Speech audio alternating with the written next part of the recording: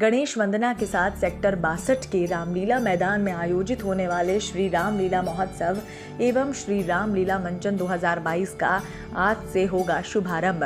श्री राम मंत्रिमंडल नोएडा रामलीला समिति द्वारा आयोजित सेक्टर 62 के रामलीला मैदान C57 में आज शाम 7 बजे से श्री रामलीला महोत्सव एवं श्री रामलीला मंचन 2022 का शुभारंभ होगा। श्री रामलीला महोत्सव की संपूर्ण जानकारी देते हुए श्री राम मित्र मंडल नोएडा रामलीला समिति के महासचिव मुन्ना कुमार शर्मा ने बताया कि श्री रामलीला मंचन 26 सितंबर यानी कि आज से शुरू होकर 6 अक्टूबर तक आयोजित हो गया। 11 दिवसीय श्री रामलीला मंचन प्रतिदिन शाम 7 बजे से रात्रि 11 बजे तक आयोजित होगा। दिल्ली के प्रख्यात परेड ग्राउंड रामलीला में लगातार 30 वर्षों से मंचन करने वाली मंडली रघुवंश सांस्कृतिक संस्थान के लगभग 50 कलाकार मुख्य निर्देशक अमितोष पंडित के निर्देशन में लीला मंचन करेंगे। श्री शर्मा ने बताया कि श्री राम मित्र मंडल नोएडा रामलीला समिति द्वारा 30 सितंबर को श्री राम बारात शोभा यात्रा निकाली जाएगी। शोभा यात्रा सेक्टर 20 स्थित हनुमान मंदिर से दोपहर 2 बजे प्रारंभ होगी। डीएम चौराहा, telephone exchange, Haraula, sector 9, 10, 11, 12, 22, 55, Khora, labour chowk से होते हुए सेक्टर 62 रामलीला मैदान में शोभा यात्रा का समापन होगा। 5 अक्टूबर को शाम 5 बजे से 90 फीट के रावण, 85 फुट के कुंभकर्ण और 80 फीट के मेघनाथ के पुतलों का दहन होगा। साथ ही साथ महंगाई, भ्रष्टाचार और महिला उत्पीड़न के पुतलों का भी दहन किया जाएगा।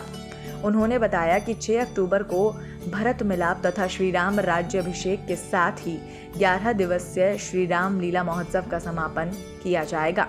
समिति के अध्यक्ष धर्मपाल गोयल ने बताया कि महोत्सव में सुरक्षा व्यवस्था चाक चौबंद रहेगी। नोएडा पुलिस, प्राइवेट सुरक्षा गार्ड, शहीद भगत सिंह सेना और युवा क्रांति सेना के लगभग 100 स्वयं सेवक लीला मंचन के अवसर पर सुरक्षा व्यवस्था बनाएंगे।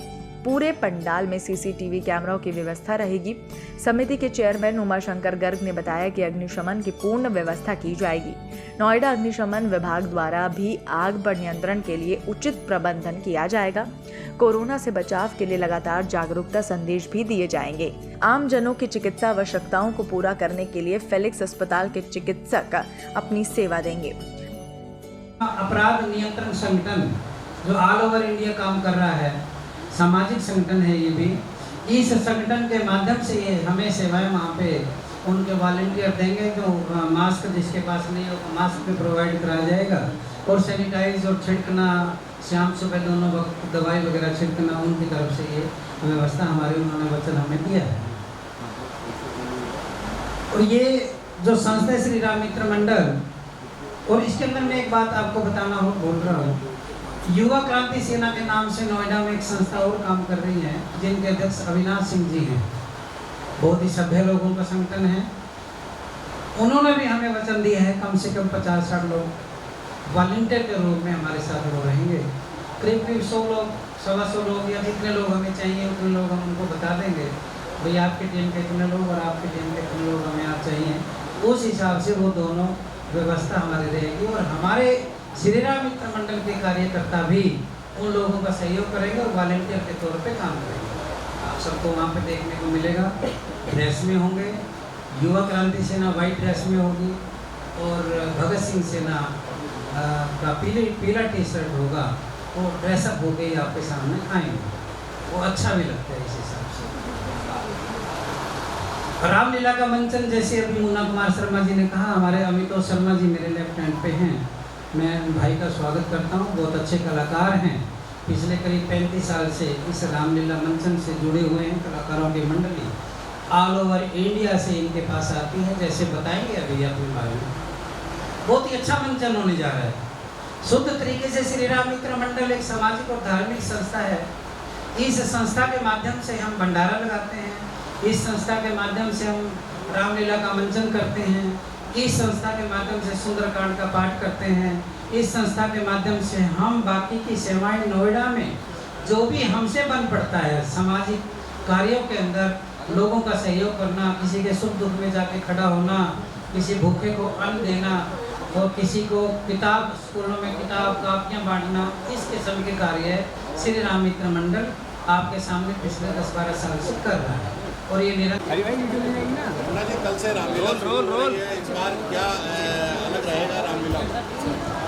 देखिए, इस बार की जो रामलीला है वो बहुत ही भव्य होगी और मुझे लगता है कि ये नोएडा में अब तक की सबसे भव्य रामलीला होगी, क्योंकि मुझे भरोसा है कि 30 वर्षों से रघुवंश सांस्कृतिक संस्थान सबसे मशहूर रामलीला लाल किला के परेड ग्राउंड में कर रही है 30 वर्षों से, और इस बार यहाँ पर वो समिति कर रही है।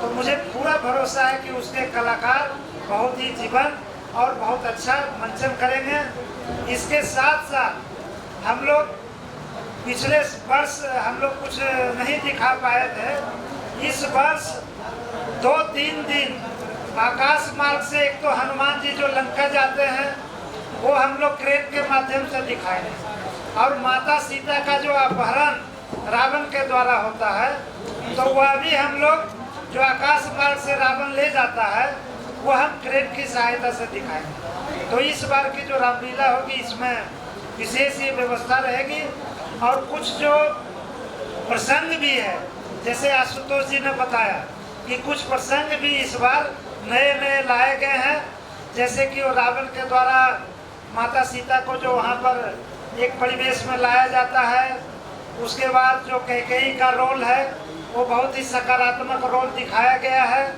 तो इस तरह से हम लोग नए तरीके से श्री राम मित्र मंडल इस बार रामलीला का आयोजन करेंगे। सर, इस बार जो रावण का पुतला है उसके अलावा अन्य पुतलों को लगाने की बात हुई है, किस तरह से होंगे? देखिए, रावण, कुंभकर्ण और मेघनाथ का पुतला तो हर साल ये दहन उसका होता ही है, लेकिन इस समाज में भी कई बुराइयां हैं और हम लोगों को ही उन बुराइयों को समाप्त करना होगा। तो ये दशहरा का इतना अच्छा अवसर है जिस अवसर पर हम लोग रावण, कुंभकर्ण और मेघनाथ जैसे जो समाज के लिए एक बहुत बड़ी बुराई थी, समाज के विरुद्ध इन लोगों ने कार्य किया था, तो उन पुतलों के साथ साथ हम लोग 3 और पुतले जलाएंगे, जिसमें महंगाई, क्योंकि आप लोग देख रहे हैं कि कई वर्षों से महंगाई से आम जनता को डस रहा है, भ्रष्टाचार लगातार जागरूकता फैलाने के बाद भी भ्रष्टाचार खत्म नहीं हो रहा। तीसरा, महिला उत्पीड़न, आप देखते हैं कि कहीं महिला को जलाया जा रहा, कहीं महिला का अपहरण हो रहा, कहीं महिला को लव जिहाद में फंसाया जा रहा। तो इस तरह से कई ऐसी घटनाएं हैं जिसके कारण महिलाओं का शोषण हो रहा है। तो इन 3 विषयों पर हम लोग जागरूकता लाने का प्रयास कर रहे हैं ताकि महिलाओं की सुरक्षा हो सके।